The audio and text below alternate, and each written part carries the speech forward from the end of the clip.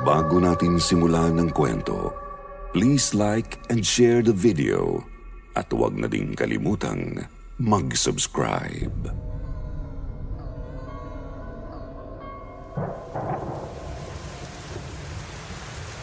Bakit kayo May oras pa ba kayo sa akin? May mga araw pa ba na nagkakasabay man lang tayong dalawa kumain? Puro negosyo na nga lang inaatupag mo Tapos ako last choice mo na lang. Kaya nga tayo iniwan ni Papa dahil wala kang ibang inatupag kundi puro pera at magpayaman. Bastos ka. Hindi mo ba alam na para sa kinabukasan mo kaya ako ginagawa ang lahat ng to? Para mabigyan ka ng maayos at magandang buhay. At isa pa, ang papamuang ng babae kaya niya tayo iniwanan. Walang kinalaman dito ang negosyo at kabuhayan natin. Hindi ko kailangan ng higit pa sa sapat, Ma. Ang kailangan ko yung makasama ka. Yung makapagbakasyon man lang sana tayo sa mga lugar na gusto mo at gusto ko. Alam mong wala akong panahon sa mga ganyan, Leonard.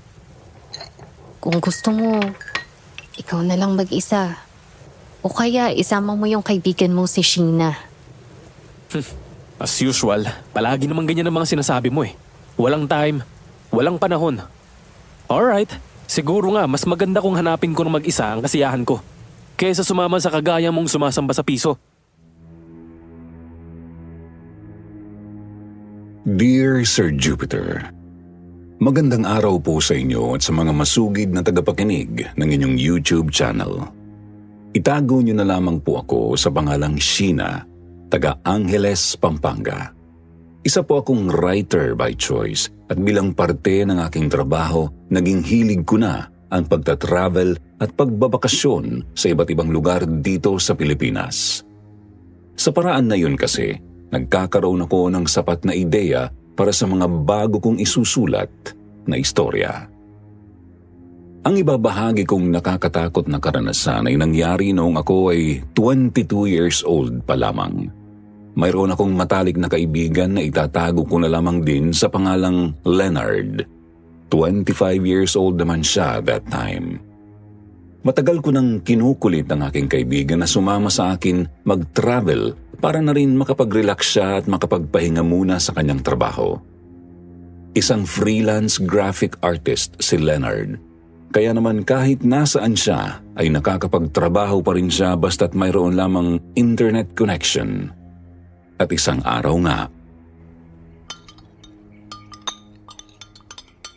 mabuti naman at pumayag kang samahan ako, Leonard.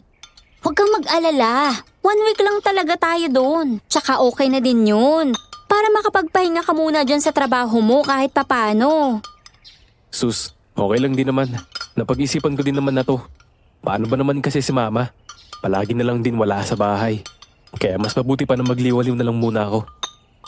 Ewan ko ba kasi dyan sa mama mo? Hindi naman kayo kinakapos sa pera. Nabibili nyo naman ang mga pangangailangan nyo. Pero bakit parang kulang pa rin? Sana lang, bago dumating yung araw na sumuko na yung katawan niya dahil sa pagod, magkaroon muna siya ng panahon sa akin bilang anak niya. Nag-iisa na nga lang ako. Hindi pa niya mabigyan ng oras. Naiintindihan kita, Leonard. Kaya nga, sabi ko sa'yo, deserve mong magbakasyon. Salamat. Oo nga pala, saan ba yung sinasabi mong lugar na pupuntahan natin? Nakausap mo na ba yung contact person mo dyan? Of course! All set na yon. Tayo na lang ang hinihintay. Tsaka nakapagbayad na din ako ng down payment para sa 1 week stay natin. At yung place. Oh my gosh. Gustong gusto ko kasi napaka-nostalgic. Nakita ko sa picture yung bahay. It's a 2-story rest house. Tapos may old era vibe, which I really like. For sure, marami akong makukuhang idea para dun sa mga new stories ko. Teka, paano mo naman nalaman yan? I mean, may nag-refer ba sa'yo? Sabihin mo lang kung may kailangan akong idagdag sa expenses para makapag-transfer ako ng funds sa account mo. May nag-post lang sa social media. Then nung kinausap ko yung nag-post, nagkasundo naman kami sa lahat, kaya ginrab ko na. That's cool. Pero teka, hindi mo pa sinasagot yung tanong ko kanina kung saang lugar yan. Oo nga pala. Sa Antique. Sa may San Ramillo. Antique? Teka, di ba maraming aswang dyan? Marami akong naririnig na kwento tungkol dyan eh. Seryoso ka ba dyan, Leonard? Nagpapaniwala ka sa ganyan? Sa panahon ngayon, parang hindi nakapanipaniwala yan. Hindi naman sa hindi naniniwala. Maganda na yung nag-iingat. Alalahanin mo, wala tayong kamag-anak na pwedeng tumulong sa atin doon. Ikalma mo yung utak mo, Leonard. Walang ganon, okay?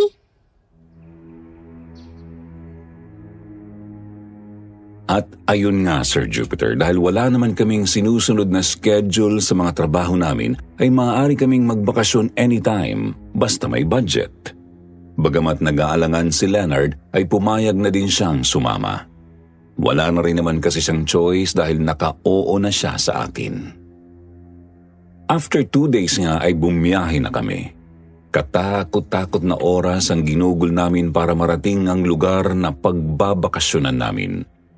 Halos inabot ng 24 oras bago namin narating ang bayan ng Antique. At mula nga doon ay kinailangan pa naming sumakay ng habal-habal para marating ang mismong baryo kung saan naroon ang rest house, ang baryo ng San Remigio. Teka, sigurado ka ba na dito yun, Sheena?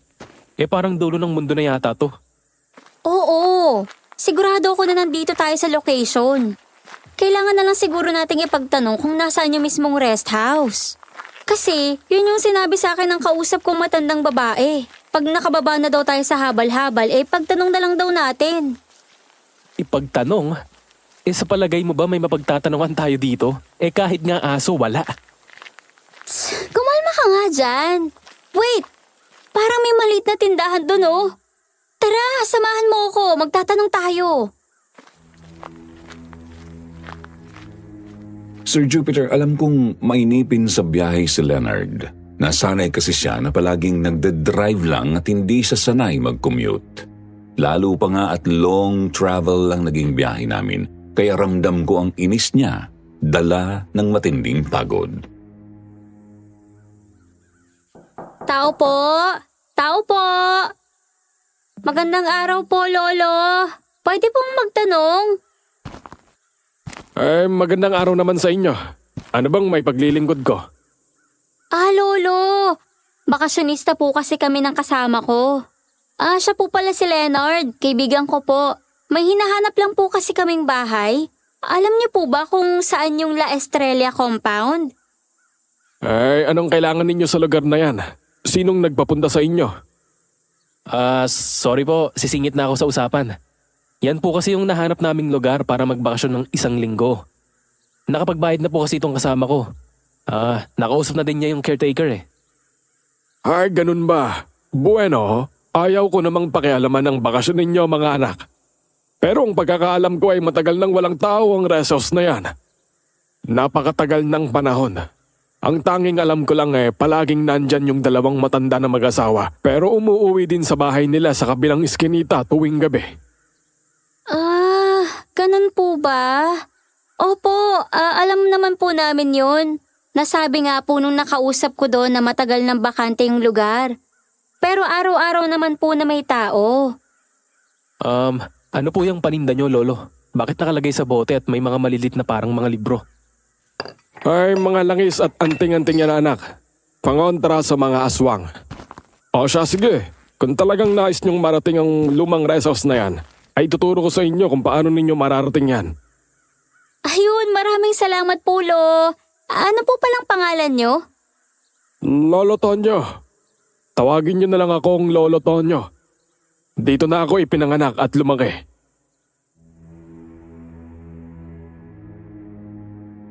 At yun nga, Sir Jupiter, itinuro sa amin ng matandang lalaking nakilala namin na nagpakilalang si Lolo Tonyo kung saan ang eksaktong lugar na hinahanap namin.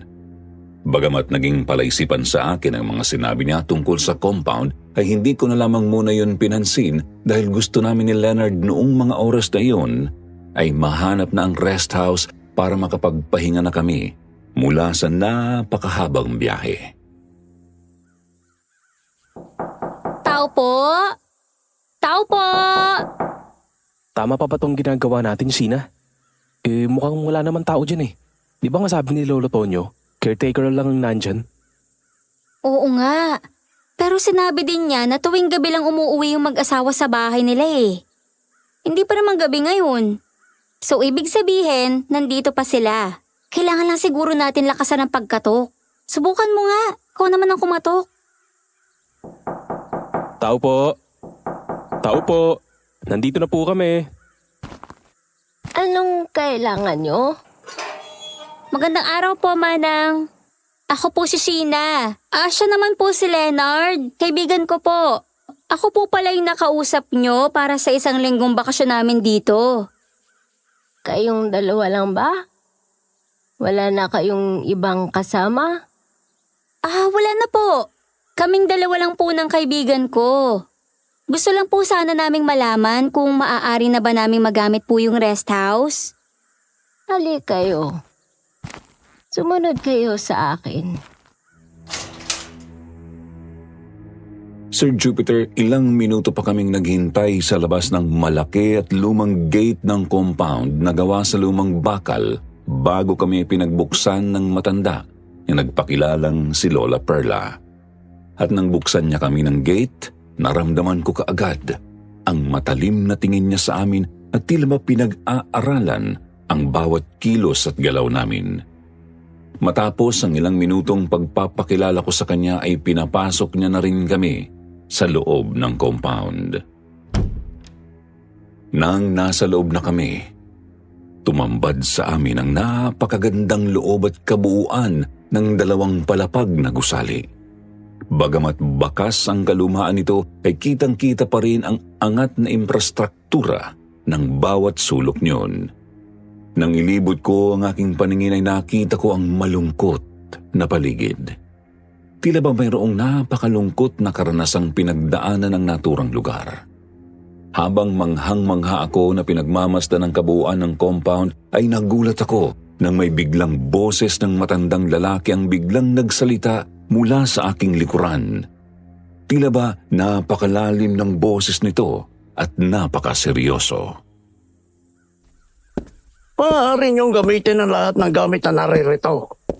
Habang nandito kayo, maliban lang sa parting likuran ng compound, huwag ninyong tatangkain pumunta doon. Lalong-lalo na sa lumang balon na nasa kalagitnaan. Bakit po? Ano pong meron sa balon na yun? Narinig niyong sinabi ko? Huwag ninyong lalapitan ang balon na yun kung ayaw ninyong mapahamak. Perla, maaari niyo akong tawaging Lola Perla. Siya naman ang asawa ko, si Pancho. Kami ang mga tagapangalaga nitong rest house. Ngunit sa gabi ay umuwi din kami sa bahay namin at bumabalik na lang ulit sa umaga. Kaya sa gabi pa lang ay sabihin niyo na ang mga kailangan ninyo para maasikaso at may handa na namin. At isa pa nga pala, ayaw ni Pancho ng maraming tanong at masyadong mausisa. Kaya kung anong sasabihin niya na patakaran dito sa loob ng compound ay sundin niyo na lamang. Halika kayo at isasama ko kayo sa magiging kwarto ninyo. Lola Perla, nasa na po yung may-ari ng rest house na ito? Bakit po iniwan na lang nila? Sayang naman po, napakaganda pa naman ito. Matagal nang inabandona ng mga may-ari ang bahay na ito at wala na din kaming balita tungkol sa kanila. Sir Jupiter, sa unang araw pa lamang namin doon ni Leonard ay kakaiba na agad ang aking naramdaman. Ngunit tila ba mas lalo akong naging interesado sa lugar. Pakiramdam ko ay mas marami pa akong matutuklasan sa mga susunod na araw na pamamalagi namin doon.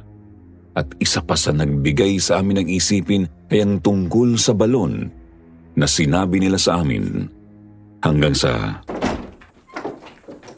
Kapag may kailangan kayo, sabihin niyo kaagad sa amin habang nandirito kami.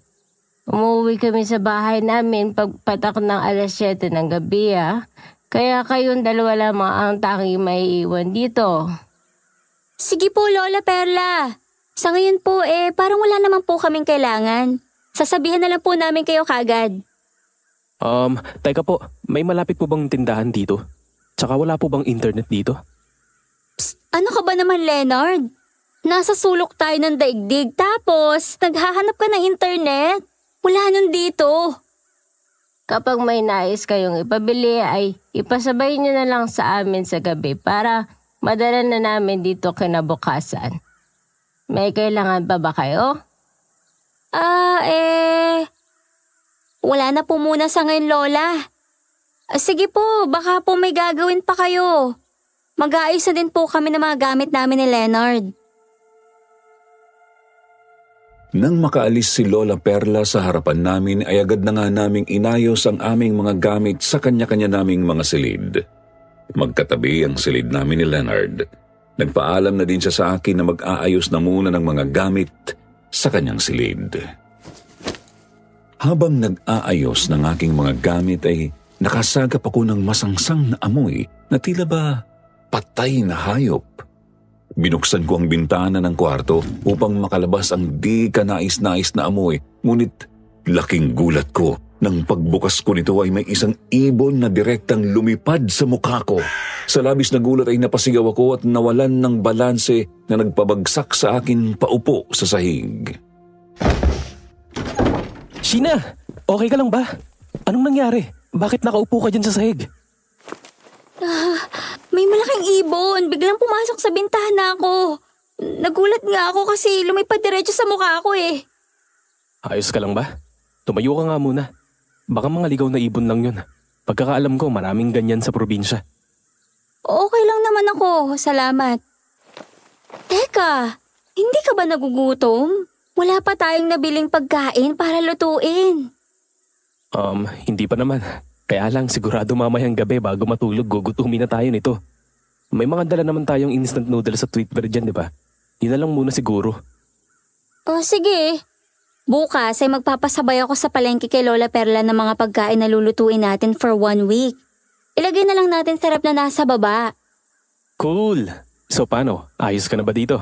Babalik na ako sa kwarto ko para makapag-ayos na din ako ng mga gamit ko. Oo, ayos na ako dito.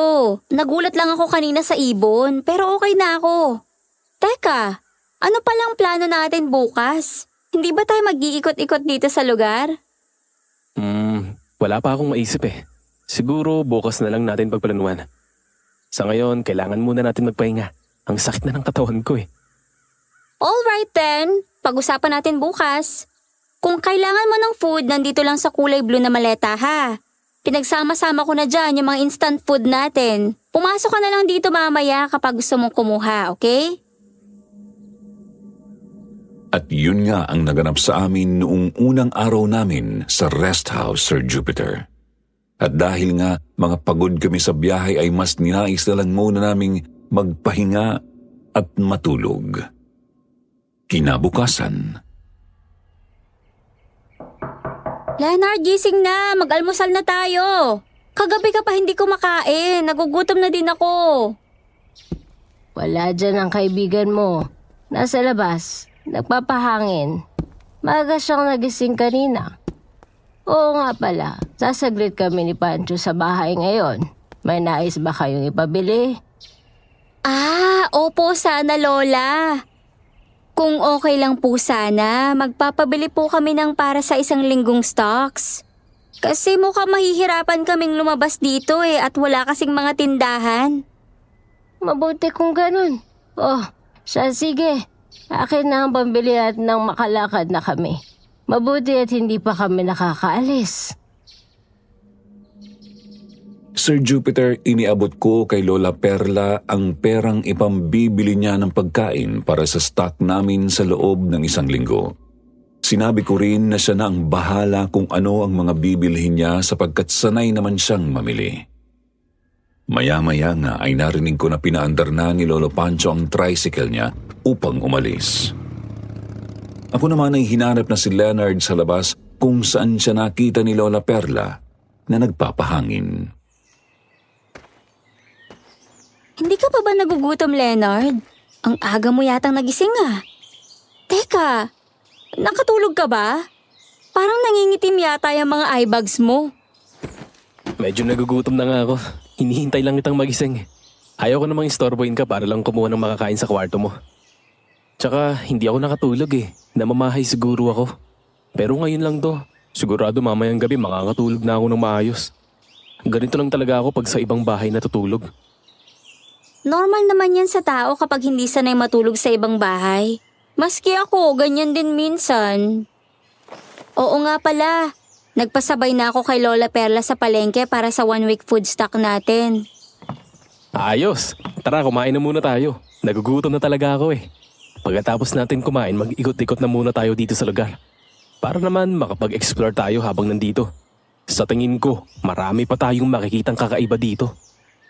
Yan nga din ang plano ko. Para magkaroon na ako ng idea sa mga susunod na plano kong stories. Pero sa ngayon, tara, kumuha na tayo na makakain at dito na lang tayo kumain. Ang sarap ng hangin dito eh. At dahil nga hindi pa dumadating sila Lola Perla ay puro instant food lang muna ang pinagsaluhan naming magkaibigan. Tiniyak ko naman sa kanya na makakakain na kami ng maayos sa pananghalian. Matapos nga naming kumain ay nagpasya na kaming libuti ng buong compound ng La Estrella, Sir Jupiter. Laking pagkamangha namin nang masiguro na talaga palang malawak ang lugar na ito, lalo na sa bandang likuran. Napapalibutan ito ng mga mahogany tree at mga bulaklak na halatang iningatan at patuloy na inaalagaan. Sa bandang dulo naman ay ang lumang groto na walang nakalagay na imahe. Nang mapadpad kami sa bandang kalagitnaan ng lugar ay nakakita kami ng parang bilog na animo isang manhole at nakatakip ito ng bilog din na lumang puting bakal. Saglit kaming napatigil ni Leonard bago napatanong ako sa kanya. Leonard, naalala mo ba yung sinabi sa atin kagabi ni Lola Perla? Ha? Alin ba dun? Eh ang dami niyang sinabi sa atin eh. Sira, yung tungkol sa balon. Yung nasa gitna daw ng compound. Hindi kaya ito na yun? Teka, hindi ba yan yung sinabi niya na wag daw nating pupuntahan kung ayaw nating mapahamak? Ano kayang meron sa balon na yan? Kaya nga titingnan natin para malaman. Sisilipin lang natin sandali. Teka, Sheena. Mukhang may naririnig akong tunog ng tricycle. Oo nga, nandiyan na si Lola Perla. Tara, bumalik na tayo sa loob. Bilisan mo. At dahil nga sa labis na tahimik at malawak ang lugar at paligid ay dinig na dinig kaagad namin ni Leonard ang paparating na sina Lola Perla at Lolo Pancho, lulan ng tricycle nila. Kaya naman agad kaming bumalik sa loob ng kabahayan sa bandang sulok noon upang hindi sila makahalata na nagpunta kami sa balon na ipinagbabawal nilang puntahan namin. Kamunti ka na tayo dun ah. Buti na lang narinig mo agad ang tricycle ni Lolo Pancho. Kaya nga eh. Pero sa totoo lang, curious rin talaga akong malaman kung ano bang meron sa balon na yun. Kasi nung tinanong ko si Lolo Pancho kahapon, wala naman siyang ibang sinabi, maliban na huwag daw tayong pupunta doon kung ayaw nating mapahamak. Pero hayaan mo, mamayang gabi pag umalis na sila, silipin natin yung balon. Tingnan natin kung anong nakalagay. Teka, wala bang mga CCTV dito? Baka hindi natin alam, nakikita na pala nila yung ginagawa natin. Sa tingin ko naman wala. Wala nga internet, di ba? CCTV pa kaya? Sa bagay. Saka kung meron man, edi mas maganda. Kasi kung anumang masamang mangyari sa atin dito, at least may ebidensya. Ano na naman ba yung sinasabi mo? Puro kakanagahan. O siya, diyan ka na muna nang maiayos ko na yung mga pinamili ni Lola Perla. Nagtungo na nga ako sa kusina upang ayusin na ang mga ipinamili ni Lola Perla at mailagay ito sa fridge na naroon. Nang matapos na ako ay naghanda na din ako ng mailuluto para sa aming pananghalian. Si Lola Perla at Lolo Pancho naman ay nakita ko na nakabantay lamang sa bakuran at paminsan-minsan ay nag-iikot-ikot din sila doon. Ngunit ang madalas nilang tingnan ay ang gitnang bahagi ng compound kung saan naroon ang balon. Si Leonard naman sa mga oras na yon ay nalilibang sa pagkukuha ng mga litrato para sa gagawin niyang client project. Mahilig din kasi si Leonard sa mga nostalgic at mga old vibe na tanawin. Kaya naman unti-unti na niyang na-enjoy ang bakasyon namin sa ikalawang araw. Kinagabihan, habang nagpapahinga kami ni Leonard sa veranda sa labas ng bahay at nagkakape, ay naisipan ni Leonard na tingnan ang mga larawan na kanyang nakuhanan kanina. Nang biglang,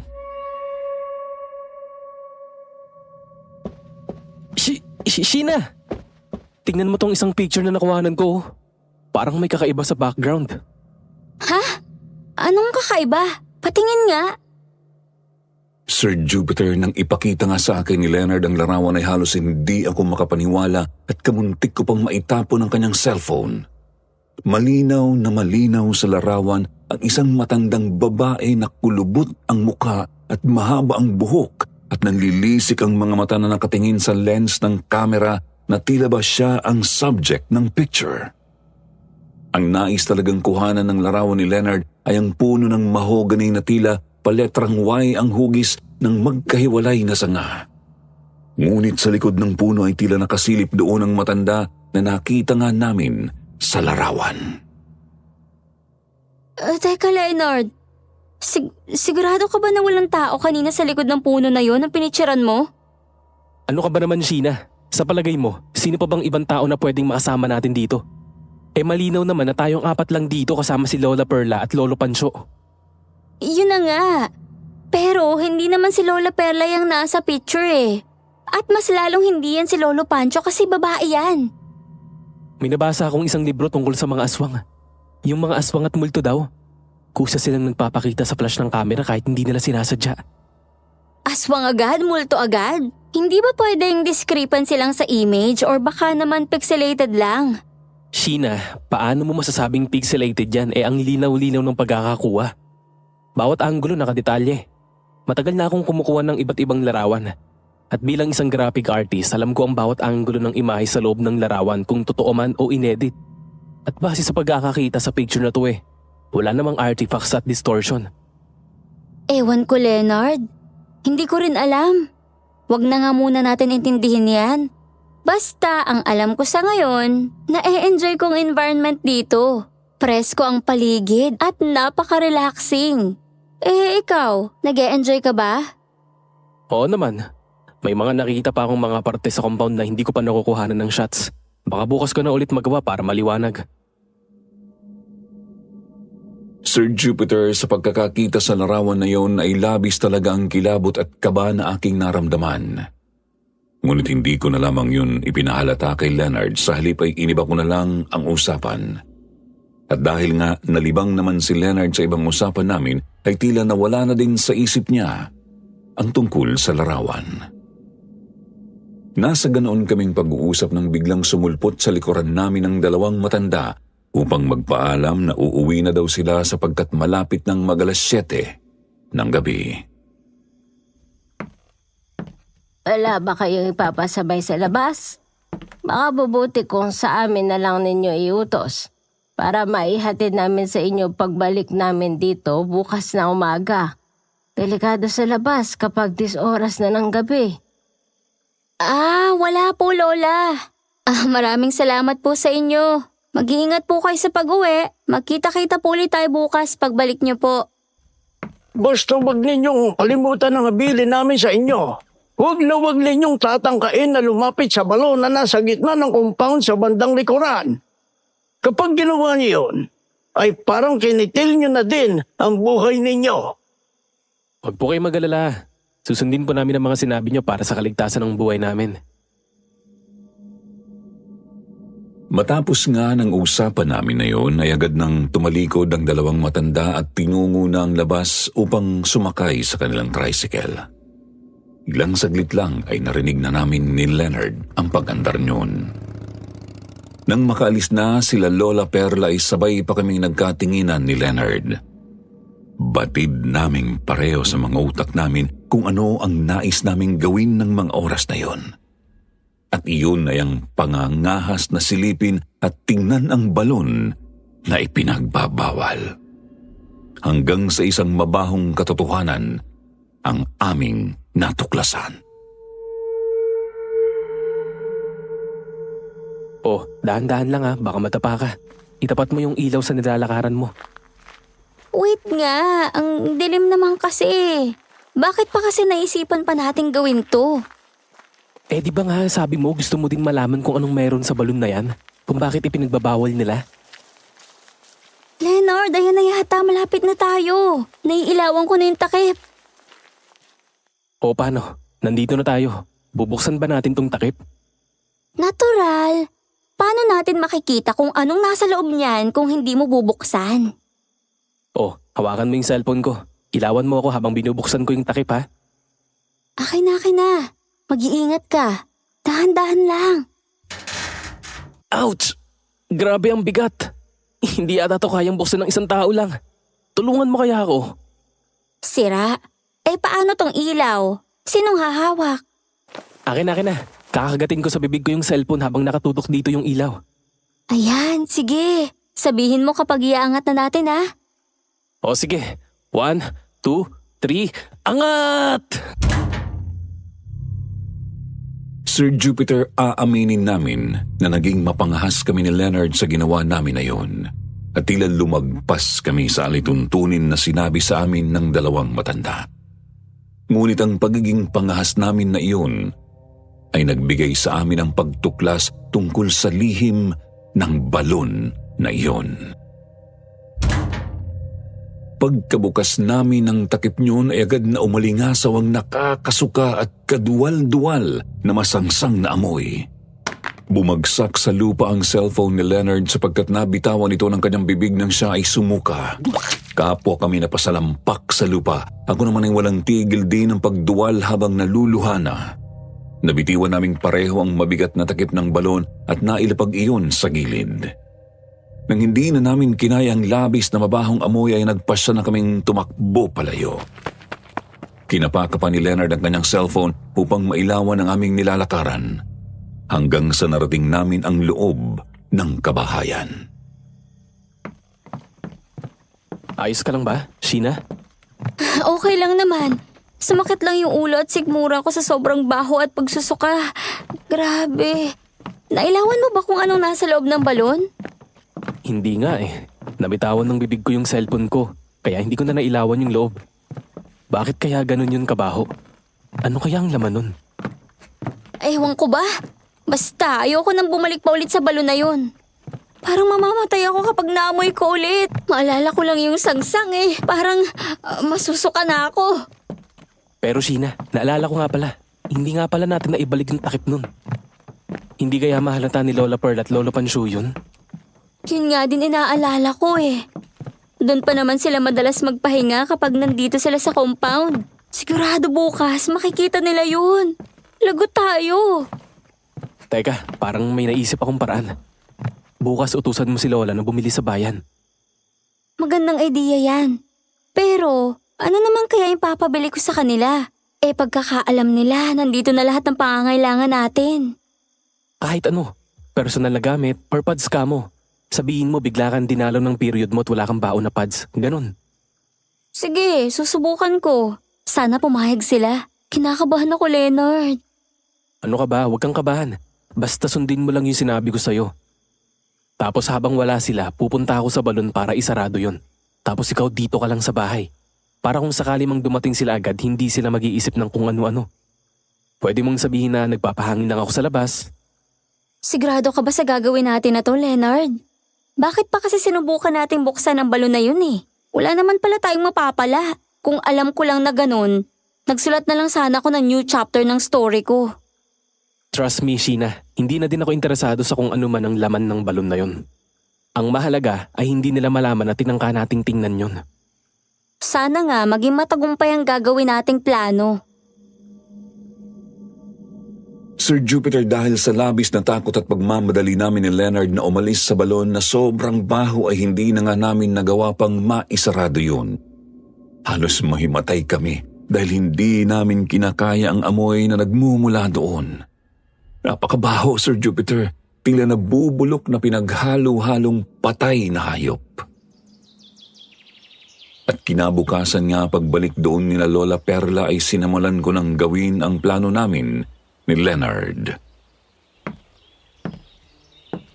Magandang umaga po, Lola Perla. Itatanong ko lang po sana kung magpupunta po kayo ngayon sa bayan. Kung may pabibili kayo, maaari naming sadyain ni Pancho. Bakit? May ipabibili nga ba kayo? Opo, sana Lola. Kasi inabot po ako ng buwan ng dalaw eh. Tapos nakalimutan ko po magbaon ng pads. Baka po pwedeng makisuyo. Bilang dalaga, dapat ay hindi mo kinakalimutang magdala palagi ng ganoon. Lalo pa kung babiyahe ka sa malayo. Kagaya ngayon, nasa liblib na lugar tayo. Pero sige, ibigay mo sa akin ang pambili at sasaglitin namin maya-maya ni Pancho ang talipapa. Naku Lola, maraming salamat po. Pasensya na po ha. Nakalimutan ko lang po kasing magdala. Sir Jupiter, naging epektibo ang unang hakbang na ginawa namin ni Leonard. Naging makatotohanan ang dating nito para sa matandang si Lola Perla. Sa totoo lang, Sir Jupiter, hindi naman totoo na hindi ako nakapagdala ng pads nung time na yon. Siyempre bilang babae, hindi ko yun nakakalimutang dalhin, lalo pa nga kung sa malayo ako bumibiyahe. Ginawa lang namin yun ni Leonard bilang parte ng aming plano. Ang akala namin, Sir Jupiter, ay lubos na magtatagumpay na kami sa mga planong iyon. Subalit isang pangyayari ang nagpabago ng lahat sa sitwasyon. Nakalis na si Lola Perla, Leonard. Anong plano? Dito ka lang, Sheena. Ako na lang mag-isa pupunta doon. Silipin mo lang ako sa bintana sa itaas ng kwarto mo. Tapos kapag nandiyan na sila, senyasan mo lang ako agad, okay? Mag-iingat ka, Leonard. Kung tutuusin, hindi mo naman kailangang gawin pa yan eh. Hindi naman na siguro nila makikita yan. Baka madamay ka kapag nakita nila na sumubay tayo sa palatuntunan nila. Siguradong tayong dalawa pag-iinitan nila. At ayaw kong madamay ka dun. Maraming salamat, Leonard. Mag-ingat ka, please. Ayoko mawala ng kaibigan. Shh! Ano bang mawawala ang sinasabi mo? Ibabalik ko lang yung takip ng balon para makampante yung isip at kalooban natin. Walang mawawala, okay? Babalikan kita. Sige na. Kumilos ka na bago pa makabalik si na Lola Perla. Sir Jupiter, dali-daling kumilos si Leonard para balikan ang balon at ayusin ang pagkakatakip noon. Ako naman ay umakyat na sa aking kwarto at sinilip ko siya sa bintana. Mula kasi sa bintana ay matatanaw mo sa malayo ang kalagitnaan ng compound kung saan nakapwesto ang lumang balon. Ilang minuto pang lumipas ay natanaw ko na nga si Leonard na unti-unti nang lumalapit sa balon. Nakita ko ang puting bakal na takip noon na naroon pa rin sa kinalalagyan nito kung saan namin iniwan kagabi. Nang malapit na si Leonard sa balon ay nakita ko ang dahan-dahan niyang mga hakbang. Biglang bumuhos ang malakas na ulan na sinabayan pa ng mga kulog at kidlat. Unti-unting nabasa si Leonard kasabay ng pagkabasa at pagdulas ng lupa na may mga damong maliliit. Nang hinawakan niya ang takip na bakal upang iurong sa pinakabungangan ng balon, ay kitang-kita ko ang pinakamasaklap na pangyayari na maaari kong makita sa buong buhay ko, Sir Jupiter. Si Leonard ang kusang dumulas at nahulog sa balon. At dahil ang balon na yon ay sinaunang gawa na ang disenyo ay pantay sa lupa ang bunganga, kaya nagdire-diretso doon si Leonard. Ang pinakamasakit pa sa nakita ko ay nang biglang tumakip sa bunganga ng balon ang bakal na takip nito na kagabi ay hirap na hirap naming buhatin. Nang makita ko ang pangyayari na yon, ay agad akong tumakbo palabas ng kwarto upang puntahan si Leonard na nahulog sa balon. Ngunit paglabas ko ng pintuan ay... Saan ka pupunta? Oo, hindi na kami tumuloy at nasiraan ng tricycle ni Pancho. Biglang huminto kaya itinulak na lamang namin hanggang makabalik dito. Isa pa ay biglang sumama rin ng panahon. Lalabas lang po sana ako. Magpapahangin po sa likuran ng compound. Magpapahangin sa lakas ng ulan na ito. Mukhang hindi maganda ang panahon, Iha. Delikado sa labas at baka mabagsakan ka ng mga sanga ng punong kahoy. Hindi po. Mag-iingat po ako, pangako. Sandali lang po ako sa labas. Yun na ang huling salita na narinig ko, Sir Jupiter, bago ko maramdaman ang isang matulis na tila karayom na tumusok sa aking balikat. Tinurukan pala ako ni Lolo Pancho ng pampatulog na nagpawala sa akin ng malay. Madilim na nang ako ay magising. Tila hinang-hina ako at uhaw na uhaw. Hindi ko kayang igalaw ang aking buong katawan. Pakiramdam ko ay manhid ang aking mga hita hanggang sa aking mga paa. Ang akala ko noon ay paralisado na ang aking katawan. Nakahiga ako sa loob ng kama sa kwarto. Nang marinig kong bumukas ang pinto at pumasok si Lola Perla, nakita kong may dala siyang tray ng pagkain. Gising ka na pala. Oh, eto. Kumain ka muna. Sigurado akong gutom ka na. Hindi ako nagugutom. Ang gusto ko ay makita ang kaibigan ko. Pakiusap, dalhin niyo ako sa balon. Gusto ko siyang iligtas. Tulungan niyo akong makuha siya doon. Sir Jupiter, bagamat sa isip ko ay gusto kong kumain, hindi naman ako makagalaw ng maayos at tila nanlalambot ang aking mga tuhod. Kaya naman pinilit kong abutin ang tubig na iniwanan sa akin ni Lola Perla upang inumin yun. Sa labis na uhaw ko ay naubos ko ang laman ng malaking pitsel na sa tansya ko ay may laman na katumbas ng 4 na basong tubig.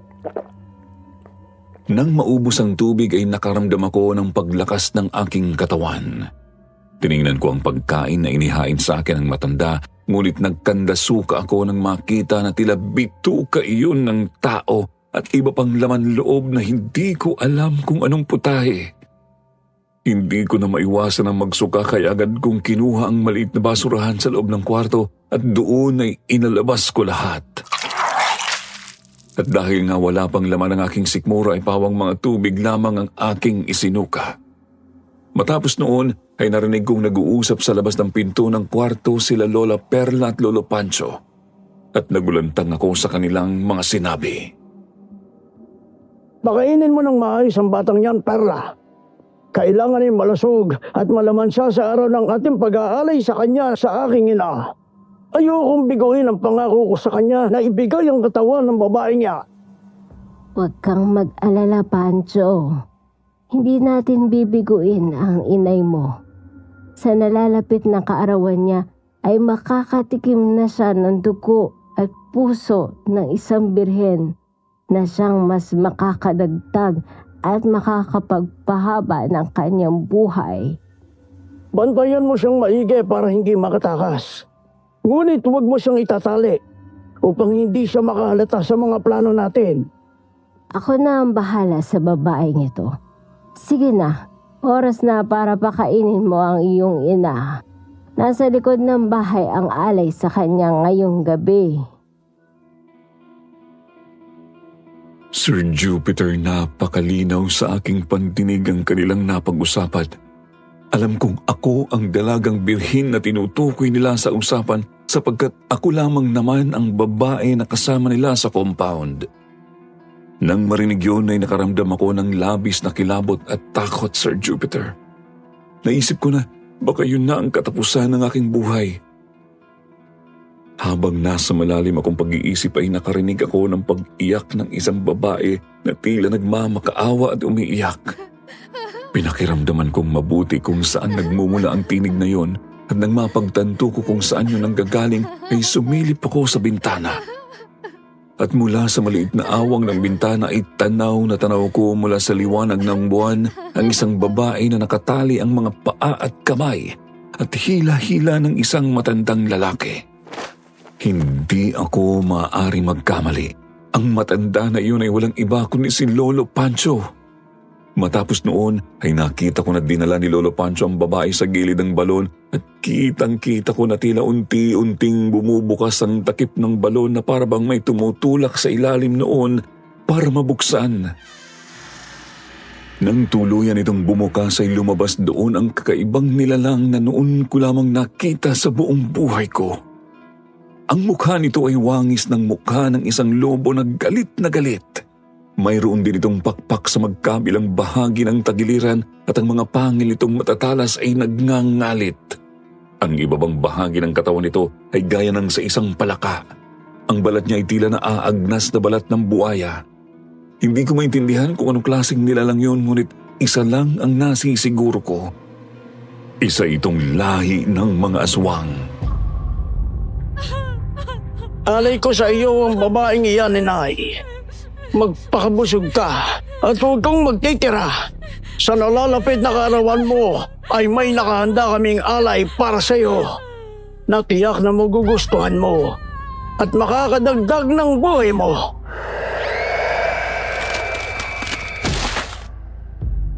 Sir Jupiter, grabe ang hilakbot ko ng mga oras na yon. Umiiyak na ako sa labis na takot, lalo pa nang makita kong nilamon ng buo ng aswang na yun ang katawan ng babaeng nagsisisigaw at nagmamakaawa matapos ay muling bumalik sa loob ng balon ang naturang aswang. Nakita ko din na agad yung tinakpan ni Lolo Pancho nang wala man lang kahirap-hirap. Halos humagulgul ako sa iyak sapagkat tanaw na tanaw ko ang buong pangyayari. Ngunit pinigilan kong lakasan ang aking boses sapagkat baka marinig ako ng mga matatanda. At dahil hindi ko na kinaya ang aking nakikita ay muli na akong bumalik sa kama at naupo sa gilid noon. Kailangan ko magplano. Kailangan kong makatakas. Dahil kung hindi, ay baka matuloy ang plano nila na ipakain ako sa aswang na nanay pala ni Lolo Pancho. Pero paano ang kaibigan ko si Leonard? Sa isipin na yon, Sir Jupiter, ay mas lalong lumakas ang mga luha na nag-uunahan na tumulo sa mga mata ko. Wala na ang aking napakabuting kaibigan na si Leonard at ang pinakamasakit na katotohanan ay nang naging pain siya sa aswang para matugunan ang gutom nito ng araw na yun. Nasa ganun akong pag-iisip nang narinig kong may kumakatok sa pinto ng kwarto. Hiha, buksan mo ang pintuan. Nais lang namin magpaalam sa'yo. Uuwi na muna kami at babalik na lang kami bukas. Gusto ko nang magpahinga. Huwag niyo na po akong istorbohin. Magpalakas ka, Iha. Kailangan mong maging malakas at malusog. Kailangan ka namin sa mga susunod na araw. Mga walang hiya kayo! Hayop! Mga demonyo! Sa labis na galit ko sa kanila ay tanging mura na lamang ang naisagot ko. Hindi ko sila nais na makausap. Ni ayaw kong mapalapit sa kanila. Pakiramdam ko ngayon pa lang ay unti-unti na akong namamatay. Matapos kong isigaw ang masamang salita na iyon ay narinig kong magkasabay na nagtawanan ng malakas ang mag-asawang matanda. Tila ba't tuwang-tuwa ito sa tagumpay ng kanilang kasamaan. Sa galit ko ay dinampot ko ang mga nakadisplay sa maliit na lamesa na nasa tabi ng kama at isa-isang ibinato iyon sa nakasaradong pintuan ng kwarto habang labis ang aking paghihinagpis. Sa pagod ay hindi ko namalayan na nakatulog na pala ako. Ngunit nagising ako bandang 2:00 ng madaling araw nang marinig ko ang ingay ng tricycle ni Lolo Pancho. Nang sinilip ko ang bintana ay nakita ko na doon niya inihinto sa tabi ng balon ng kanyang tricycle. Maya-maya, nakita kong inilabas niya doon ang katawan ng isang lalaki na wala ng buhay. At nakita ko din na mabilis yung sinagpang ng aswang na lumabas mula sa loob ng lumang balon. Isang kisap mata lang, nagkahiwa-hiwalay ang katawan nito at nagkalat sa sahig ang mga tira-tirang laman loob. Para sa iyo ang alay namin na ito, inay. Nawa ay busugin ka ng labis at magsilbing karagdagan ng iyong buhay ang katawan ng lalaking ito. Hindi kami magsasawa at mapapagod na hatiran ka ng iyong makakanin gabi-gabi. Iyan na lamang ang tanging magagawa namin upang hindi mo maisalin sa amin ng iyong pagiging aswang. At sa wakas ay nalalapit na ang iyong kaarawan, kaya labis ng aming pagdiriwang sapagkat ang laman at dugo ng aming biyag na si Sheena ay mapapasina sa lalong madaling panahon. Sir Jupiter, ang mga kataga at salitang yun ang paulit-ulit na umaalingaw-ngaw sa aking pandinig. Halos mawalan ako ng ulirat dahil sa labis na kaba at pangamba habang isa-isang pinakikinggan ang bawat salita na iyon. Isa na namang bagong katotohanan ang aking natuklasan. Hindi pala totoong umuwi sa bahay ang mag-asawa, kundi ay gabi-gabi pala silang humahanap ng mga tao upang ialay at ipakain sa aswang na nanay ni Lolo Pancho. Muli naman akong napaiyak at napasandal sa aparador na gawa sa kahoy nang biglang tumunog ang aking cellphone. At dahil madaling araw ng mga oras na iyon, kahit papaano, maswerteng nakasagap ako ng signal. Nabasa kong may tumatawag sa akin. Phone call yun mula sa hindi ko kilalang tao sapagkat hindi nakarecord ang number nito sa cellphone ko. Hello? Sino po sila? Hello, Sheena. Si Tita Adora mo ito. Nakuha ko ang contact number mo sa kapatid mo si Shirley. Pasensya na sa abala, pero may itatanong lang sana ako. Sige po, tita. Ano po ba yon? Alam kong ikaw lang ang madalas na kasama ng anak kong si Leonard. Alam mo ba kung nasaan siya? Kasama mo pa siya, Sheena. Ilang araw na kasi akong nag-aalala eh. Hindi na kasi siya nag-update simula nung umalis siya sa bahay. Matapos namin magkaroon ng pagtatalo. Pasensya na po, tita. Pero hindi ko po kasi siya kasama ngayon eh. Nung gabi po na namasyal kami, magkasama pa kami noon. Pero bigla po siyang nawala. Hindi ko nga din po alam kung saan siya nagpunta eh. Ang akala ko nga po, umuwi po dyan sa inyo. Ganun ba? Ilang araw na kasing walang balita sa amin. Alalang-alala na ako. Tinatawagan ko ang cellphone niya, pero palaging out of reach naman. Pasensya na po, tita ha. Makakaasa po kayo na kayo ang unang makakaalam kapag nakita ko po si Leonard. Yes, Iha. Please. Ilang gabi na akong hindi makatulog at hindi makakain ng maayos. Mahal na mahal ko ang anak ko. Sana ay nasa maayos siyang kalagayan ngayon. Sige, Sheena. Pasensya ka na sa istorbo. Salamat sa pagsagot ng tawag ko. Bye. Patawad, Leonard. Patawad, mahal kong kaibigan. Sir Jupiter, matapos ang usapan namin na yun, ng nanay ni Leonard ay muling namalisbis sa aking mga mata ang masasaganang luha. Alam kong maraming nakikinig ngayon ang magagalit at maiinis sa akin dahil nagsinungaling ako sa nanay ng aking kaibigan. Subalit sa totoo lang po, hindi ko pa kasi alam kung paano ko sasabihin sa kanila ang buong pangyayari. Hindi ko alam kung paano sisimulan at kung anong tamang salitang sasabihin na hindi sila masasaktan at magugulat. At isa pa, nais ko pang mabigyan ng hustisya ang pagkawala ng aking kaibigan at nais kong gawin yon sa pamamagitan ng sarili kong paraan at pagkilos. Pakiramdam ko kasi ng mga panahon na yon ay kasalanan ko kung bakit napahamak si Leonard. Nasa ganoong pag-iisip ako nang biglang bumukas ang pintuan at iniluwa noon si Lolo Pancho. May dala itong tray ng lagayan ng mga pagkain.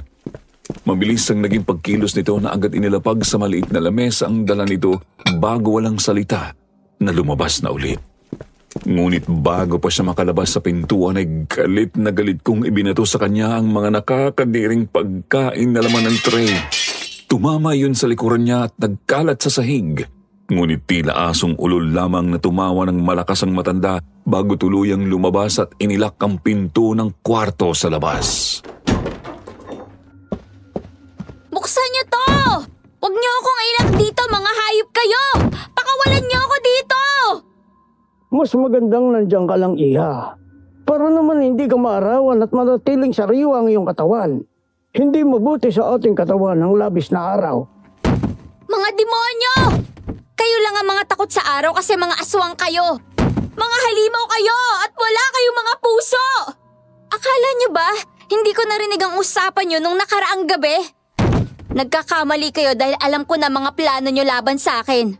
Pwes, kung ganon, Magpapakamatay na lang ako kaysa hintayin kong kainin ako ng aswang na nanay mo. Ang palitan ng salitang yun, Sir Jupiter, ay sa pagitan ng nakasaradong pintuan ng kwarto. Dahil labis na ang galit ko sa kanila, ay nailabas ko na ng gusto ang lahat ng gusto kong sabihin, maging ang narinig kong plano nila tungkol sa pag-aalay sa akin sa aswang na ina ni Lolo Pancho. Ngunit matapos kong sabihin ang mga salitang yon ay tila natahimik sila at binuksan ng pintuan at tila nag-aalalang nagsalita. Anong sinabi mo, Iha? Hindi ka pwedeng mamatay. Kailangan mong manatiling buhay hanggang sa dumating ang araw na ialay ka na namin sa aking ina. Sapagkat walang silbi ang katawan ng patay para gawing alay sa kanya. Pues kung ganon, bigyan niyo po ako ng kalayaan para hindi ko maisipan na patay ng aking sarili. Tandaan niyo, hindi na ako natatakot mamatay. Mas gugustuhin ko pa yon kaysa makain ako ng aswang mong nanay. Anong kalayaan ba ang nais mong ibigay namin sa'yo, Iha? Sige, sabihin mo at pagbibigyan ka namin. Marami. At nais kong lahat yon ay sundin niyo. Kapag naibigay niyo ang kalayaan na hinihingi ko, kusa kong iaalay ang berhen na katawan at kaluluwa ko sa mismong kaarawan ng nanay mo. Sige, sabihin mo kung ano-ano ang kalayaan na nais mong ibigay namin sa'yo. Una, nais kong dalhin niyo ako sa balon at ipakita sa akin ang katawan ng aking kaibigan. Pangalawa, nais kong malayang makakilos dito sa loob ng compound na walang nakikialam sa akin. At ikatatlo, hainan niyo ako ng pagkain ng isang normal na tao. At hindi kagaya ng mga pagkain na madalas niyong ibigay sa akin. Ilang araw na akong hindi ko makain. Sa palagay niyo ba magiging malusog ang katawan ko hanggang sa pagdating ng kaarawan ng aswang na yon? Mas gugustuhin ko na lang ding mamatay sa gutom kaysa ipakain ang berhing kong katawan sa matakaw na nanay mong aswang. Sige, maaari naming ibigay ang lahat ng iyong hinihiling. Ngunit tutupad ka sa usapan na handa mong iaalay ang iyong sarili sa mismong araw ng aking ina. Kung masusunod ng maayos sa mga kondisyon ko, kusa kong iaalay ang aking sarili sa iyong aswang na ina. Oo, Sir Jupiter. Yun ang pinakahuling alas na alam kong magagamit ko para makatakas sa kanila. Ang linlangin sila at bigyan ng pag-asa sa kaisa-isang bagay na hinihiling nila. Ang ialay ako sa aswang. At dahil sa naging ganun nga ang kondisyon ko ay dinala nga nila ako sa harap ng balon at ipinasilip sa akin ang laman yun gamit ang malaking flashlight. Subalit sa laking pagtataka ko ay tila walang laman ang ilalim ng balon na yon at sa pagkakatansya ko, hindi naman yun labis na kalaliman. Tila kasya lamang doon ang dalawang tao. Kaya naman agad kong nakita ang ilalim nito na pawang mga putik lamang ang laman. Sir Jupiter, halos ika-4 na araw pa lamang noon ng isang linggong bakasyon sana namin ni Leonard na nauwi sa madilim na trahedya. Ngunit hindi ko pa rin nais na umalis hanggat hindi ko nabibigyan ng hustisya ang aking kaibigan. Kahit sukdulang buhay ko pa ang maging kapalit. Hanggang isang araw. Hello, Tita Adora. Mabilis ang tawag lang po ito dahil tsumetsyempo ako sa signal, Tita. Sasabihin ko po sa inyong totoo. Hindi po totoo na hindi ko kasama si Leonard. Anong sinabi mo? Diyos ko, salamat sa Diyos at kasama mo siya. Pero bakit hindi mo sinabi sa akin ng totoo nung una akong tumawag sa'yo? May problema ba, Sheena? May nangyari ba sa anak ko? Hindi ko po alam kung paano ko sasabihin sa telepono. Ngunit kung makakapunta kayo dito, sana magawa niyo po ng paraan upang sama-sama nating harapin ang hustisya ng pagkawala ni Leonard. Hustisya? Anong ibig mong sabihin, Sheena? Nasaan kayo? Sabihin mo sa akin kahit nasan kayong lupalo, pupuntahan ko kayo. Utang na loob, sabihin mo sa akin, Sheena. Dito sa Antique, Tita. Barrio San Remigio La Estrella Compound. Ite-text ko po sa inyo ang kompletong detalye kung paano kayo makakarating dito at dito na lang po tayo mag-usap, Tita. Tapatin mo muna ako, Sheena. Buhay pa ba ang anak ko o patay na? Tita, huwag po kayong mabibigla. Patay na po si Leonard. Kailangan niyo po magpunta dito sa lugar kung nasan ako para malaman niyo po ang lahat ng nangyari. Sir Jupiter, matapos kong sabihin ang salitang yon ay agad ko nang tinapos ang tawag dahil hindi ko na kaya ang awa nang unti-unti kong naririnig ang pag-iyak ni Tita Adora. Naiintindihan ko ang nararamdaman niya ng mga oras na yon. Yung tipong clueless ka sa mga nangyari. Tapos yung matagal mo nang hinahanap na anak ay malalaman mo na lang na patay na at hindi mo na kailanman makikita pa. Nang kinagabihan, muli kong nakita sa bintana ang pag-aalay nila Lolo Pancho at Lola Perla sa aswang. Tila naging normal na lang sa akin ang lahat kapag nakikita ko yun.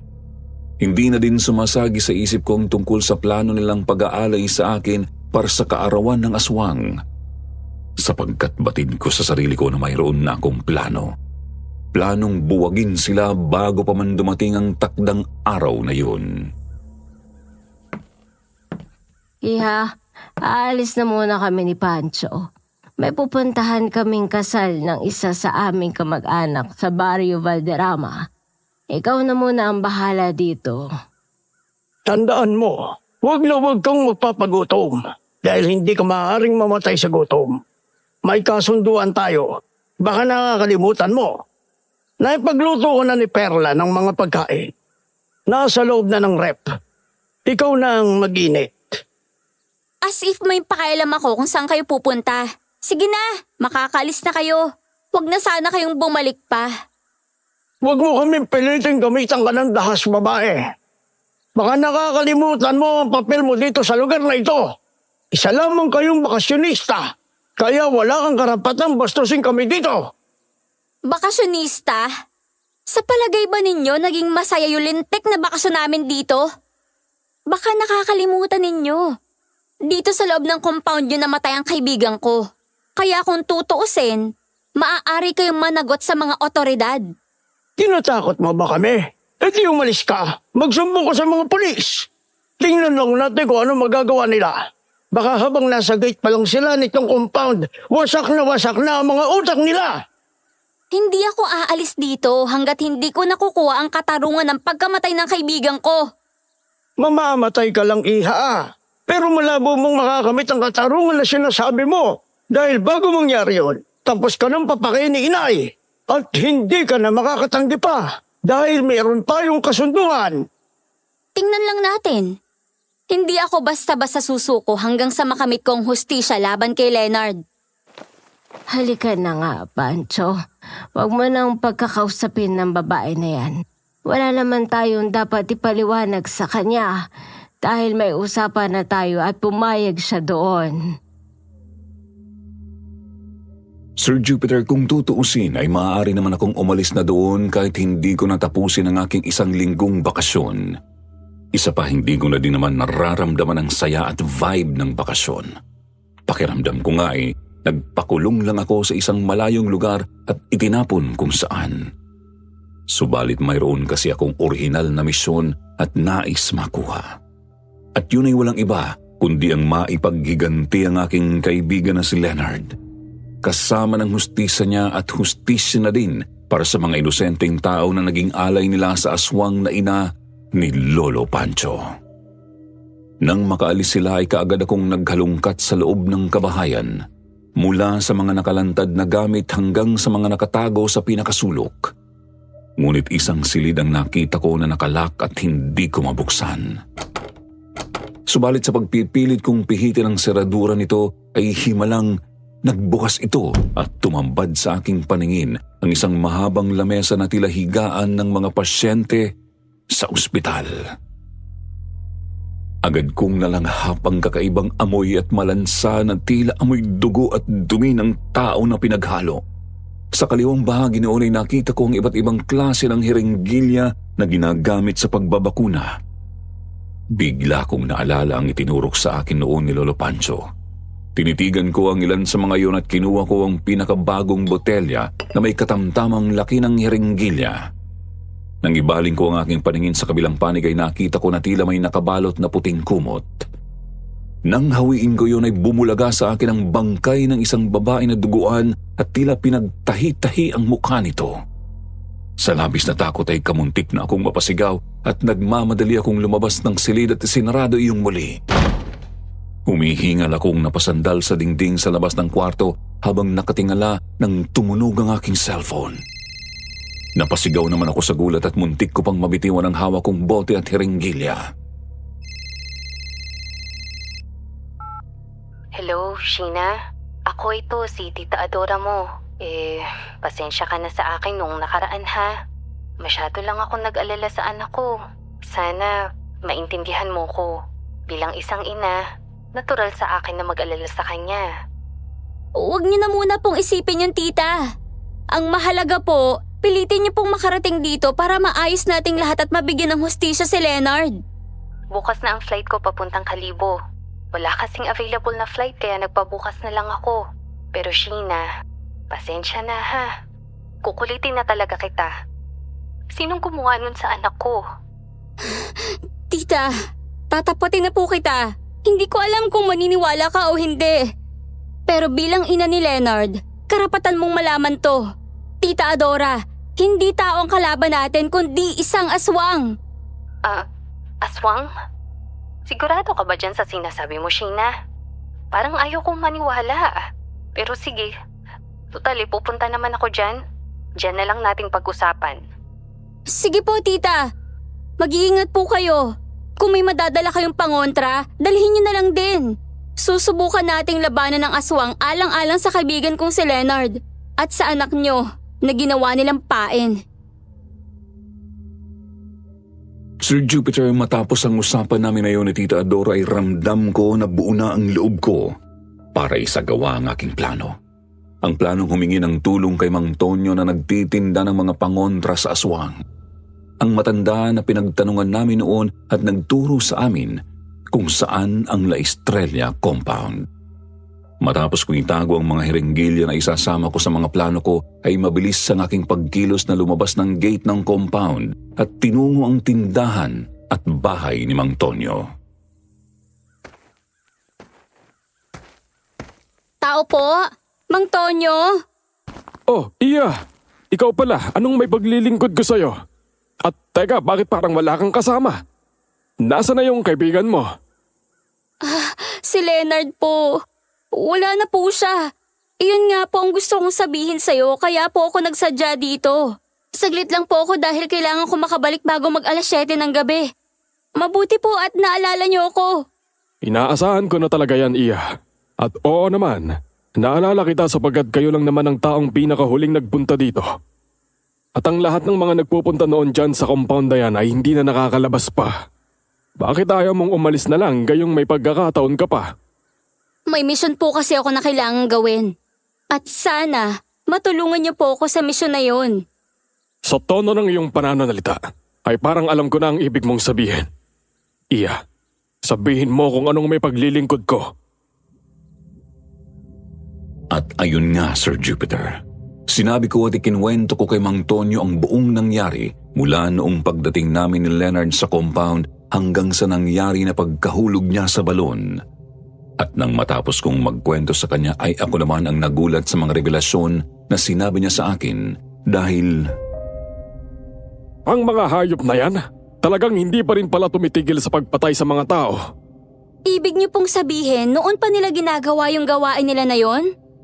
Si Perla ay dating kasambahay ni Doña Marcela, ang tunay na may-ari ng compound na yan.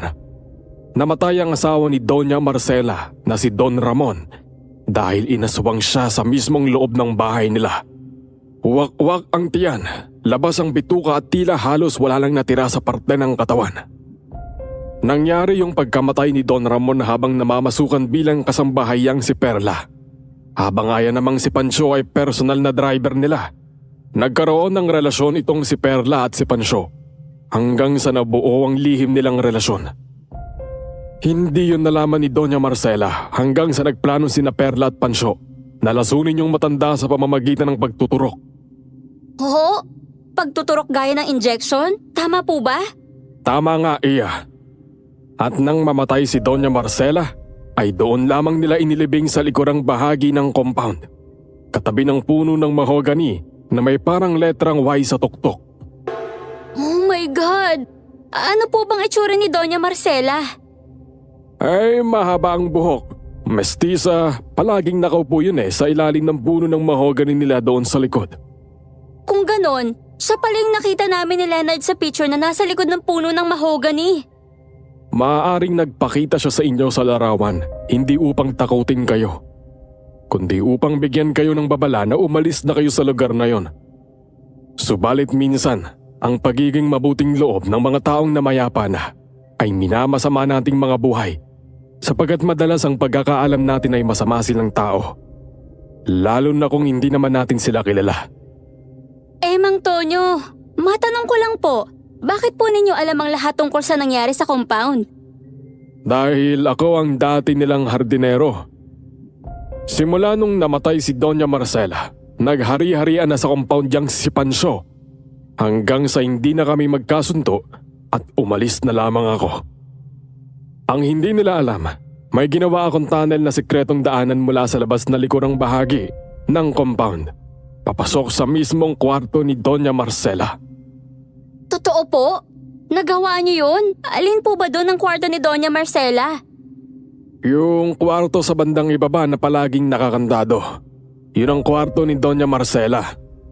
Ngunit sa pagkakaalam ko, ay ginawa na lang yung bodega at tinambakan ng mga gamit nila nang nagsarado ang negosyo nilang punerarya. Yun yung napasok kong kwarto. Kaya pala may mga parang hospital bed at saka parang mga herigilya. Ngunit bakit may patay akong nakita doon? Marahil ay doon muna nila tinatambak ang mga nakukuha nilang patay bago ito ipakain sa nanay ni Pancho na aswang. Pero matagal nyo na din bang alam na aswang ang nanay ni Lolo Pancho? Nang sila na lang ang naging tao sa compound, ay unti-unti nang lumabas ang katotohanan. Nalaman din namin na ang mismong nanay ni Pancho ang siyang pumaslang kay Don Ramon dahil sa mga pansarili nilang interes. Bakit po pala hindi pa rin kayo umaalis sa lugar na ito, Mang Tonyo? Hindi ba kayo natatakot na baka kayo naman ang gawin nilang biktima dahil marami kayong alam tungkol sa kanila? Kapag ako ang kinalaban nila, ay dinaig pa nila ang nagtampo sa bigas na anak. Isa akong manggagaway, manggagamot, albularyo. Kaya itong mga nakikita mong ito, lahat ito ay makakatulong sa plano natin. Huwag kang mag-alala, tutulungan kita. At kaya hindi ako magawang lapitan nila Pancho at Perla. Dahil alam nila ang maaaring mangyari sa kanila kapag nagtangka silang galawin ako. Sigurado po ako na kakailanganin ko po talagang tulong nyo, Mang Tonyo. Kailangan ko po kasing mapatay ang aswang bago pa dumating ang mismong kaarawan niya. Dahil ako ang magiging alay kung sakaling mas maunang dumating ang kanyang kaarawan. Alam ko na ang gagawin sa mga yan, Iya. Huwag kang mag-alala, darating ako sa mismong araw na pinag-usapan natin. Huwag na huwag mong sasabihin sa kanilang tungkol sa sikretong tunnel. Dahil iyon ang magiging daan ko para makapasok sa compound. Wala po silang malalaman, Mang Tonyo. Lahat po ng ito ay sikreto lang natin. Para sa katarungan ng aking kaibigan at para na din sa katahimikan ng mga kaluluwa na idinamay nila na wala namang kasalanan. Malinis ang puso at hangarin mo, Iya. Kaya naniniwala ako na makakamit mo ang tagumpay sapagkat lumalakad ka sa daan ng kabutihan. Teka, tanggapin mo itong buntot pagi. Kapag nilapitan ka ng aswang, ay ihampas mo lang yan sa hangin ng 7 beses upang hindi ka nila galawin. Isama mo na din itong langis ng lana. Yan ang langis na magbibigay sa'yo ng babala kapag may aswang na aatake sa'yo. Susukal yan at kukulo, ngunit hindi aapaw kailanman. Wow! Sa akin ang lahat ng ito, Mang Tonyo. Paano kayo? Paano naman yung protection nyo? Ay sus! Ako pa ba ang iniisip mo? Ikaw tong nasa compound ng mismong aswang. Ay, oo nga pala. Pero salamat po dito, Mang Tonyo ha. Ang laki po na maitutulong nito sa akin, lalo na sa sitwasyon ko ngayon. Maaari mo ring isaboy ang langis na yan sa aswang, Iya, kagaya ng banal na bendita. Sakaling hindi umepekto ang hawak mong buntot pagi, iyan ang maaari mong gawing alternatibo. Maraming salamat po ulit, Mang Tonyo. Paano po? Uuwi na po muna ako bago pa mag-alas 7. Kailangan maabutan nila na nasa bahay ako para hindi sila makahalata na umalis ako.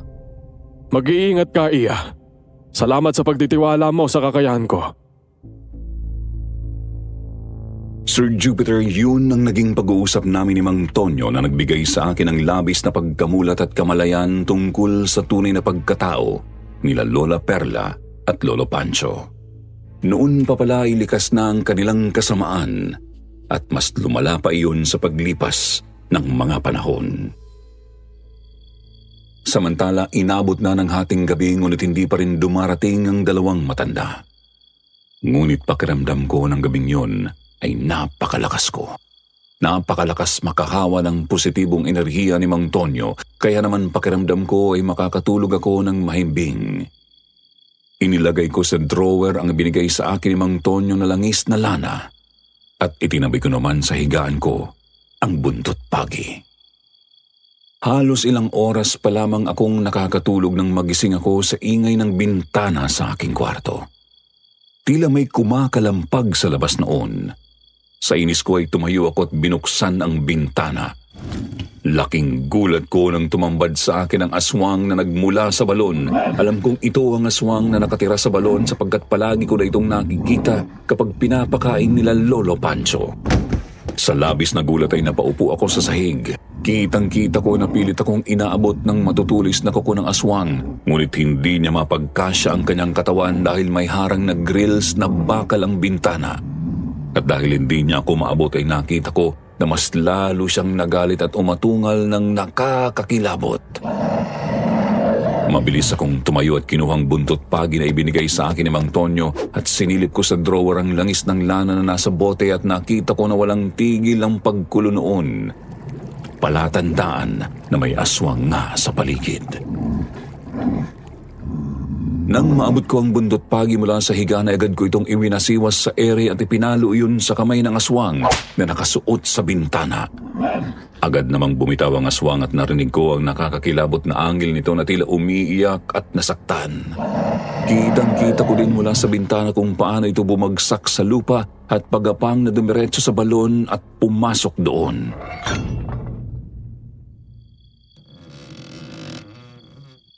Bakit hindi ka pa natutulog, Iya? Hindi ka ba makatulog? Paano kayo nakapasok sa kwarto ko? Ni wala man lang kayong pasabi? Kung inirerespeto niyo ako bilang bakasyonista sa compound na ito, sana ibigyan niyo din ako ng privacy. Hindi yung basta-basta na lang kayong papasok. Nakalimutan mo yatang isarado ang pintuan ng kwarto mo kaya nakapasok ako. Pasensya na. Nais lang namin ni Pancho na masiguro ang kaligtasan mo. Oo nga pala, hindi niyo ba alam? Bakit ngayon lang kayo? Nagugutom na yata yung alaga ninyong aswang at pati ako sabik ng kainin. Bakit? Hindi niyo ba nasabi sa kanya na ako ang handa para sa kaarawan niya at atat na siyang kainin ako?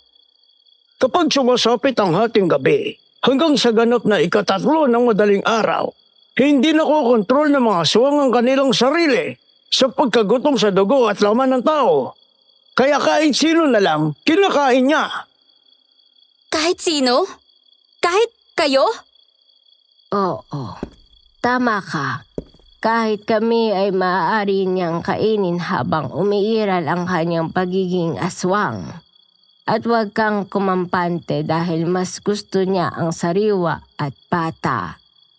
At huwag din kayo makampante Lola Perla at Lolo Pancho. Kahit bata, pumapalag at lumalaban kapag nasasaktan. Tandaan nyo, mas malakas sa mga kagaya namin kumpara sa kagaya ninyo.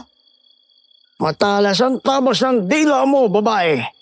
Tingnan lang natin kung may magawa yung talas ng dila mo sa araw nang kailangan mo nang ialay ang sarili mong katawan sa aking ina. Huwag kayong mag-alala, Lolo Pancho. At sabihin mo sa aswang na nanay mo, 2 araw na lang at makakakain na siya ng napakasarap na laman. At hindi lang isa, kundi 2 tao ang nakalaan para sa kanya. 2? Bakit? May iba ka pa bang kasama? Siyempre, dahil tumupad kayo sa kondisyon natin, may regalo ako sa kaarawan ng nanay mo. Baka kasi sabihin niyo masama akong tao. Hayaan niyong matuwa yung aswang na yan sa kaarawan niya. Huwag kayong mag-alala. Kagaya ko, isa ring sariwa ang regalo ko sa kanya. Kung ganon, ay magkakasundo tayo.